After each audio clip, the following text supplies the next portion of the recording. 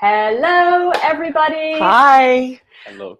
Hi. We've got a special treat for you today. We're going to get started in just 1 minute because we want to make sure that you guys are on here listening and watching. We've got a great topic today. It's going to be a little bit tough to get through, but it's going to empower you and help you. So stay on the entire time.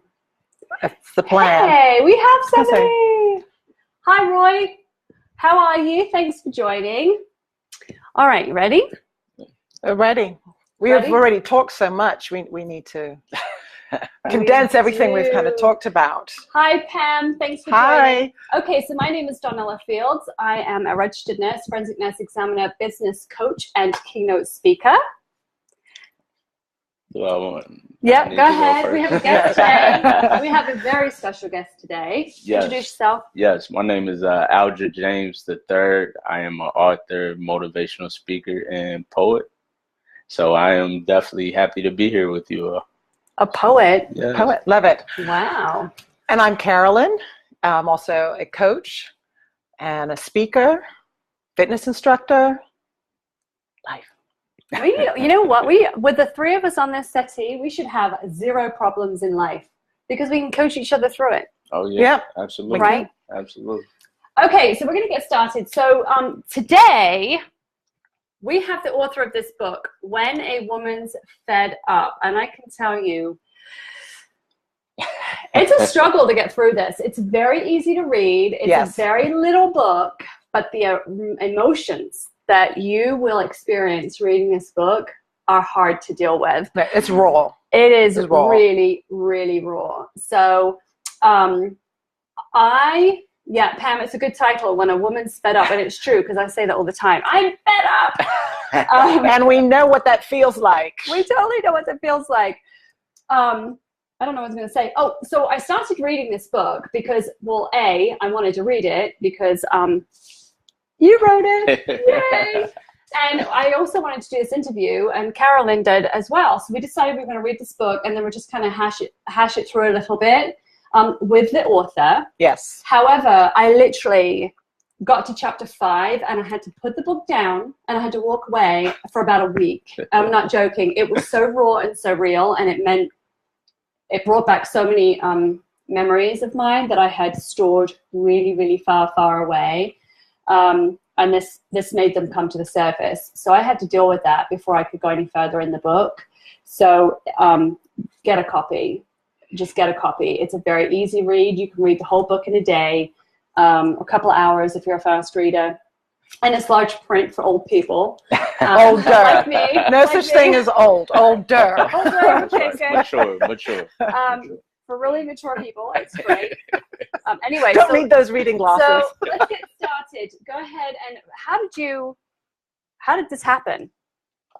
Yes. So I actually was having a conversation with a good friend of mine who's actually my cousin. And we were having a typical conversation about men and women, and I was telling him all women are the same. And he gave me some good advice saying that, you need to learn to actually sit back and be observant, listen, and enjoy a conversation. That's how you'll shape your perspective on life. And once he gave me that advice, it allowed me to reflect on that. And I've learned a lot from so many great people, so many different stories that I didn't know. So it drove me to create something special to help people in a way. So that's how that came about. Okay, you said to listen to women and enjoy the conversation. Yeah.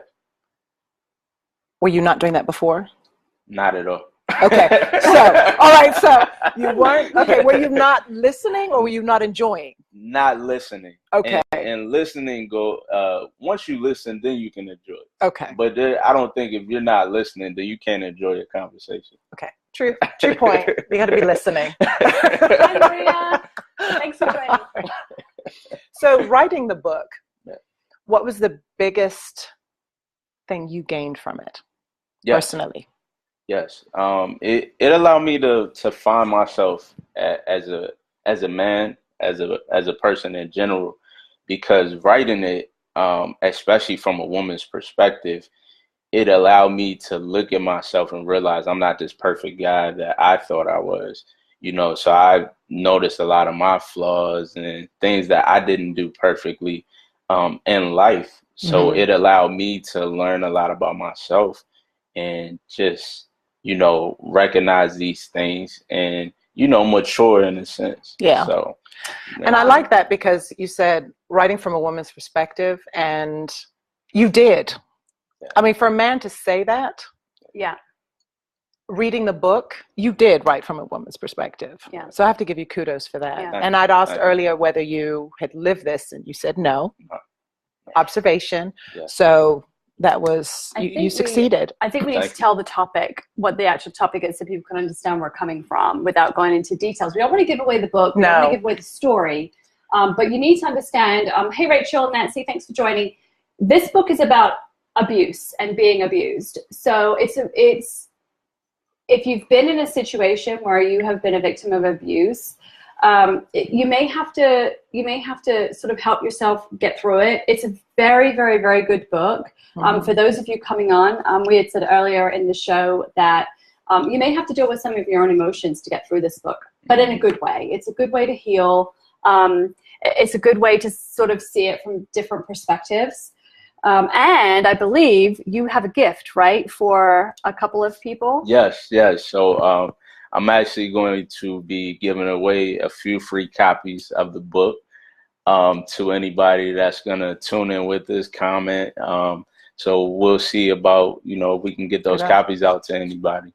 Yeah. Who are the readers? Who are the readers? Yeah. And the book, reading it, talk about abuse, doesn't just cover physical abuse, but also emotional abuse. Right.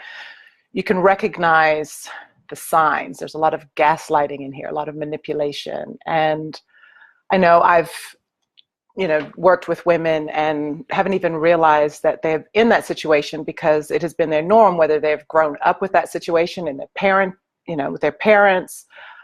So it becomes normal. But when you look at it, you're like, this isn't right. The flags are there. Yeah. So it can help recognize the flags in a relationship. Yeah. And we tend to, and not just women, because this isn't about bashing men and women are the victims. No, because the flip side can also happen, is paying attention to those red flags. Lots of red flags in the book. At the end of this show, in the comments section, once we've finished the recording, there's going to be abuse shelters and hotline numbers and links for you to click on if you're in a situation where you need to get help. Abuse comes in various forms and severity. So you may not know that you're in an abusive situation, or maybe this video is helping you and you're going to see that maybe you are in an abusive video, whether you're a man, woman, or a child, or an adult. The idea of this video is to bring this to light. This is a topic very near and dear to my heart because I'm a forensic nurse, and of course we deal with abuse and abused children. So the Safe Harbor link will be below. We've got the Empower House link will be below for women. There's going to be so many different links under there for you to reach out to. Hey, Jackie. Hey, Amy. So if you're just tuning in, comment. You know, interact with us because Alger's got a few books that he's going to give away to those of you that actually take part in this conversation today, which is an incredible gift. Yes. An incredible gift. Thank you. Very, very generous. No, thank y'all for having me. Thank you. So, there's some Christianity in here as well, which I love, right? So we're dealing with faith, we're dealing with pain, we're dealing with anger and frustration. We're dealing with the story coming from a friend's perspective, from the victim's perspective. We are family's from perspective. The family, we're hearing from the abuser. I mean, it's a lot to sort of emotionally take in if you have been a victim of abuse. Right. It really is. Absolutely. Yeah. But then you're not alone. You don't feel like you're alone, right? No. So me getting through that first 5 chapters was tough, but I wasn't alone, but I had to deal with something I wasn't ready to deal with. And it was tough for me. I had to create the space because there's a situation in my life I am fed up. And so when told, okay, well, we're going to read this book and stuff, and I went, okay. I did. I was like, all right. That's right. So I had to create the space to read the book. read it. But I have tons of highlights and tons of notes in the book, and I'm going to use it for my groups. Good. And I think, you know what I think about this too, is the characters in here are breaking down demographics. Yes. You think, No stereotypes. you think that an abuser or a victim is a certain demographic of person, whatever you think that is. This book changes all that. I mean, the people, the person that's the victim, you sit there thinking, how can somebody like her, how could she be a victim of abuse? Right? Because education doesn't change that. And you paint like when you're reading it, you paint your picture of what these people look like, how they dress, where they live. There's so many sort of details in there that give you just enough for you to get your imagination rolling, so you know who they are, and then bam. There you go. So I have a question for you. Yes. What did you want to It's right, do with Stacey, the book? It can be anyone. What was the purpose? What did you, and how have you found it to affect people's lives in a room? Oh, yeah, absolutely. Well, I wanted to create something that would bring up conversation, have people dialogue about it. And I noticed that it definitely has served its purpose, because so many people have reached out, and people that I didn't even know was a victim of domestic violence have come forward and told me, like, wow, I'm glad you wrote this book, because this is the situation that I've dealt with. And it gets, I don't want to say overwhelming, but I get a little emotional, because it's like, wow, like, you know, I never knew that you were, it's real. I never knew that you were dealing with this. And I think it was just God's way of allowing me to come forth and, you know, be that person to help people come forward and talk about it. I think it goes further than that, because I think you've given the power to others to have a voice. And that's exactly what I was thinking. You gave a voice. You've given permission for people to speak up about a topic that people don't talk about. And awareness is key. Yes. Awareness is key to everything. So I feel like thank you, Pam, for sharing the Empower House link. That's fantastic.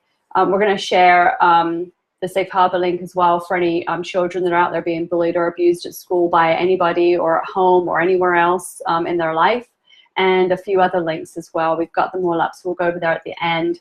But you have given the voice. I'm wondering if, like, your job, your paid for job, you witness this sort of thing as well at work. So I'm thinking that maybe that's probably also giving you a voice. This makes it just so real. And you touched on, I like what you touched on when you said it, you know, it could be anybody, because we automatically, and I say we, I'm speaking for everybody in the world, but we automatically think because a person is rich, or a person has everything that we desire, that we want, and we think that it doesn't happen. But, you know, that's when we ignore it, and those people might need us the most. Absolutely. You know, so I'm glad you touched on that, because we do overlook sometimes, and we look for a certain demographic, or we look for somebody where it's plain as day that they're going through something, and 9 times out of 10 it's not like that. And I find people who tend to have everything,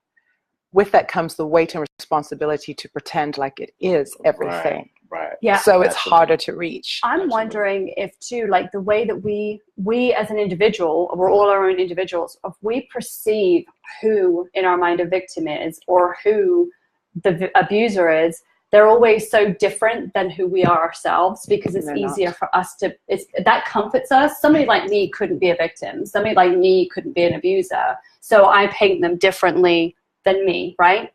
So if it's an equal, meaning if it's somebody maybe on the same success plane as I am, or the same age bracket as I am, or the same background, or the same neighborhood, or whatever, then it would be difficult for me to look into the face of those and say, oh, it's happening to you. You know, why is it happening to you? Yeah. And I think that we all somehow internalize that, and we don't want to admit that just like me, people are in a situation. Right? Well, I think understanding our own situations help if we're self-aware ourselves, because we have either been victims ourselves. I know I have, you know, too. And come out. So, or we know somebody else who is. I think that's why Carolyn and I, we talked about who we wanted to interview, and of course you came up because we have both been in situations that this book is covering. Wow. We've both been abused in one form or another, and I don't know, maybe it's like I want to hug you because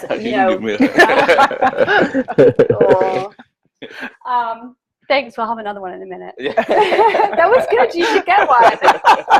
Of course, Book, give away free hugs. That was a good hug. And you smell good. Thank you.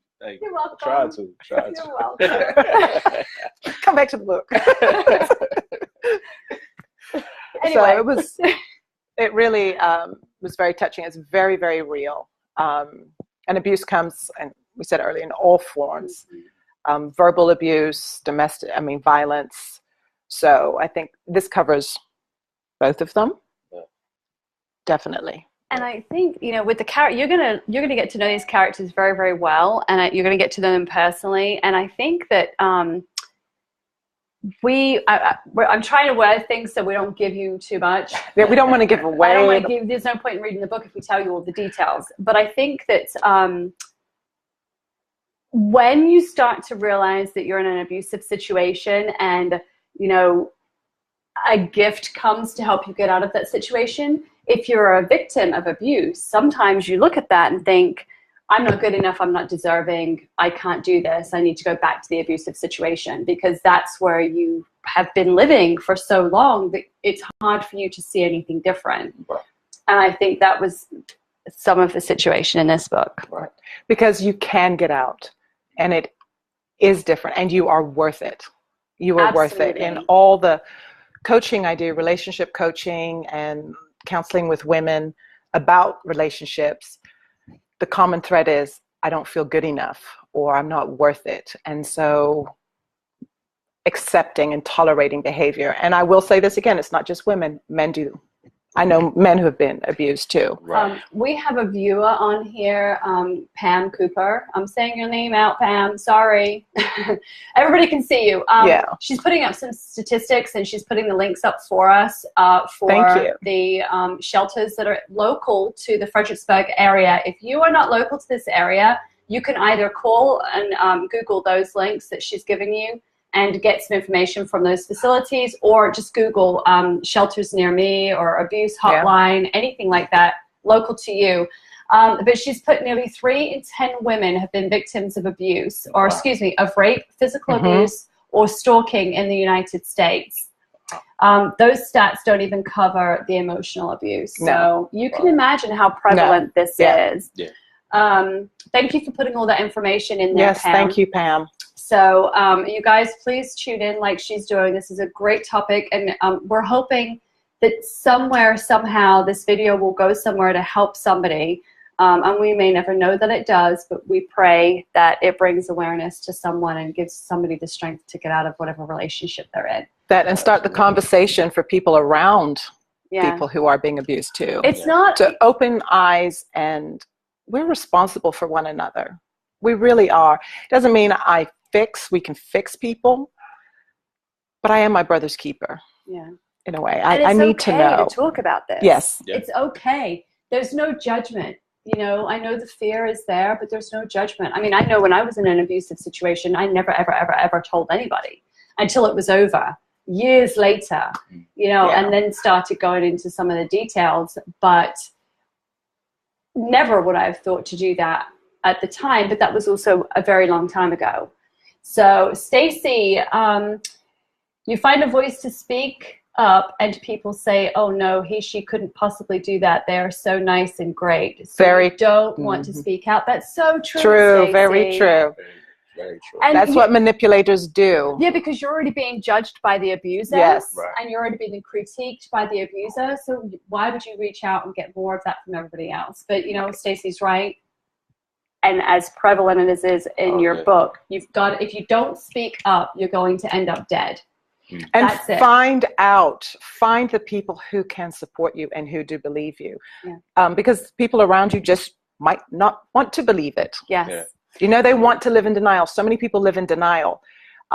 We do ourselves. That's why I like the book. The book is like raw, it's in your face. And I love to deal with truth. So yeah, we got to face it. All three of us are tagged on this video. So guys, if anybody's on here, anybody, as this video starts to move around social media, if anybody is watching this and it needs a voice, needs help, needs somebody to speak Support. to, you can reach out to any three of us and we will guide you and we will help you. We are not experts, but we will certainly help you. Okay, absolutely will help you. And if there's a situation that we cannot directly help you with, we will point you in the direction. Yeah, we will be a resource. Definitely. So the book. Yes. It's quite a story. It is. It's it actually it takes place out of Richmond, Virginia. It's not a true story. It's based on true events. I wanted to know about that. I almost started Googling like the locations. I'm like, I've been there before. Yes. That restaurant seemed really nice. I want to go. I'm going to that restaurant. That's my next date day. I want to go there. And I want the whole route. Right. No, it's certain characters that are real. Not everybody, but there are a few characters that are real. Like I said, it's based off real events, but it is a fictional story. Are the names real? One character, Whitney, she's actually a real person. She's cool. I would like to meet Whitney. I like Whitney. I want Whitney in my corner. That's all day long. Whitney is a real person. Her and her son. Yeah. Good people. Yeah.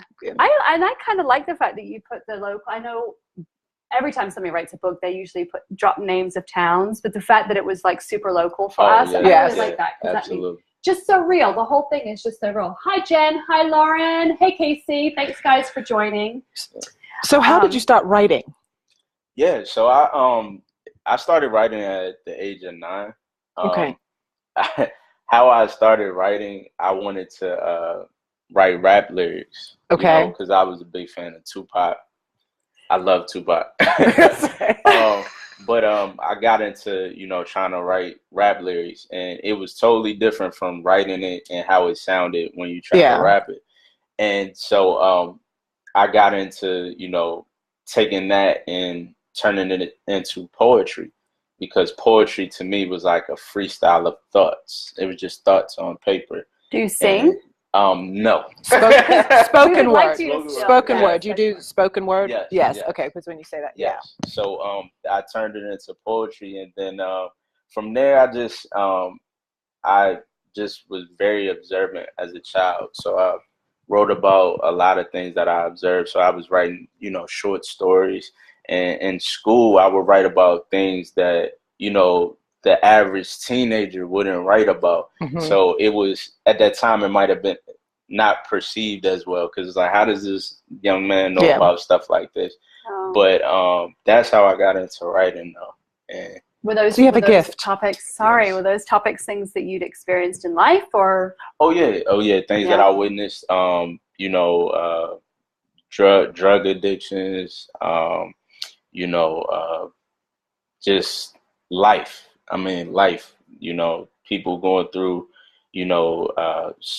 mental health, things of that nature. So it was things that, that I noticed, family members, friends. So, and it helped me to write and create a voice, because I wasn't as vocal as I am now. I never wanted to speak in public, never wanted to talk to people like that, but my writing helped me, grow and transform. And I knew I had a voice, and I was able to touch so many people with it. So you did a good job. Can I say one thing with that? When you said, writing about, you'd seen addicts and everything, that was another thing when I was reading the book. Yeah. I know we're talking about relationships in here, but a lot of the flags and the manipulation addicts do as well.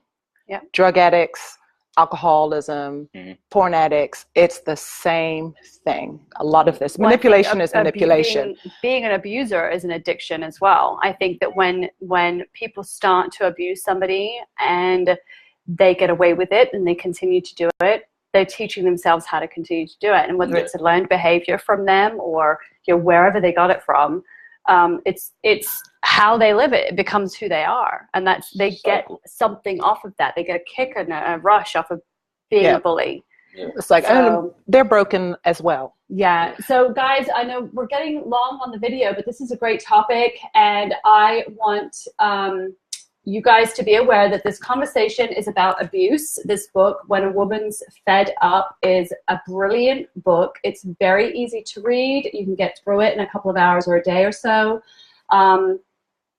It's real life. So grab yourself a tissue and a punching bag and sit beside it while you read this book. I would recommend a good kickboxing class. Yeah. Something else. And Carolyn is I'll be more than happy she to can help. do all that.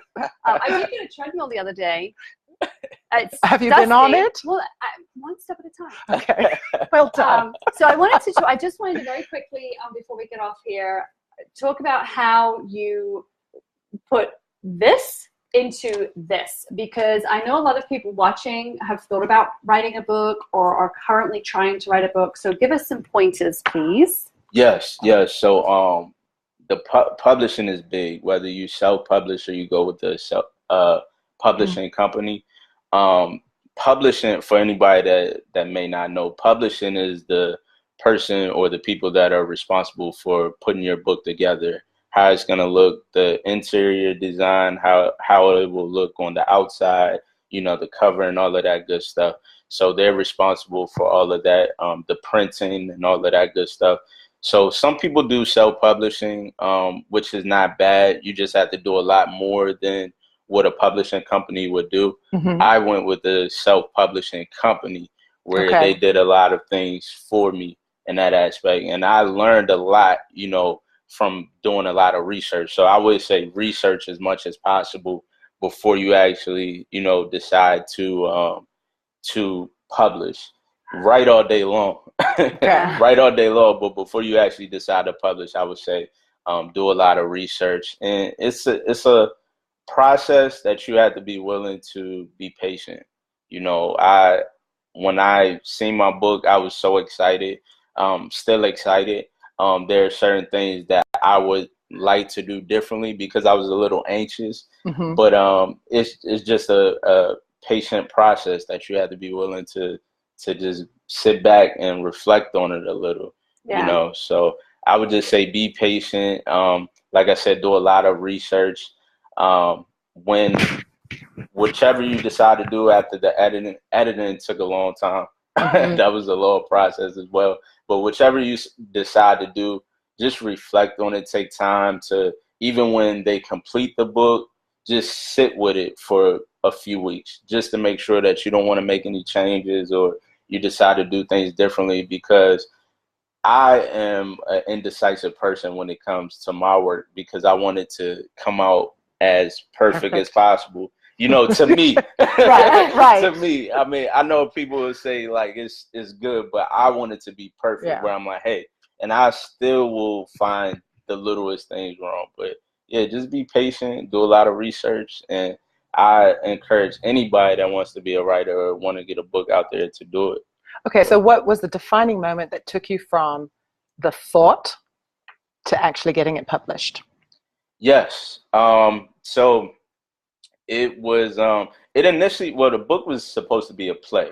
Okay. I initially wanted to do a play, but I thought about, plays are good too. I'm actually going to do a play to this book.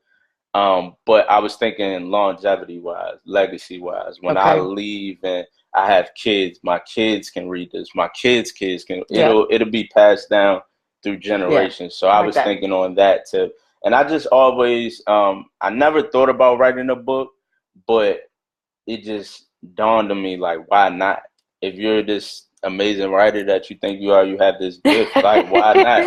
Put it out there. Exactly. I like that. Why not? Because so many people go, why should I? No, why not? Why not? And so many people sit on ideas for years because they're very doubtful of what they can't do instead of worrying about what they can do. You can't base your success off everybody else's failure. Right. Self-sabotage. Yes. Right. So why not? Why not? Okay, and so hence how many are you giving away today? 3.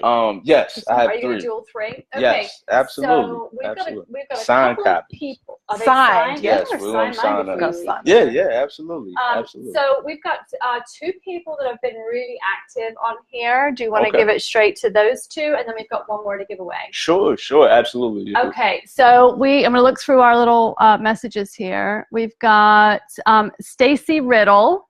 Okay. You're going to get a copy of the book. Congrats to Stacy. Yay, Stacy. It's going to be a signed copy. Whoop, whoop. And Pam Cooper, thank you for putting all of those resources down. You, that was awesome. Yes, you are absolutely going to get a book. Yes, congrats to Pam. And let's see who else made a comment on here. I'm looking. Rebecca Horowitz-Wally. You guys are going to get a book. Congratulations. Woo! Congratulations. Thanks for watching. So any last thoughts before we jump off from anybody? Okay. Well, I just want to say thank you. It's been a pleasure meeting you. I mean, that's what I was going to say. It really has.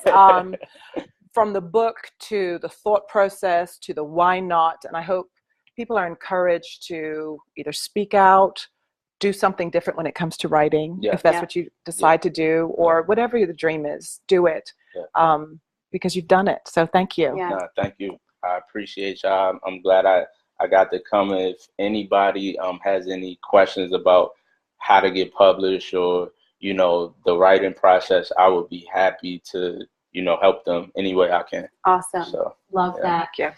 All right, guys, thank you so very much for joining us. Remember, the abuse shelters and resources are going to be in the comment sections. If anybody has any questions, concerns, thoughts, anything at all, need somebody to reach out to, please feel free to reach out to any of us. We're all tagged in the video.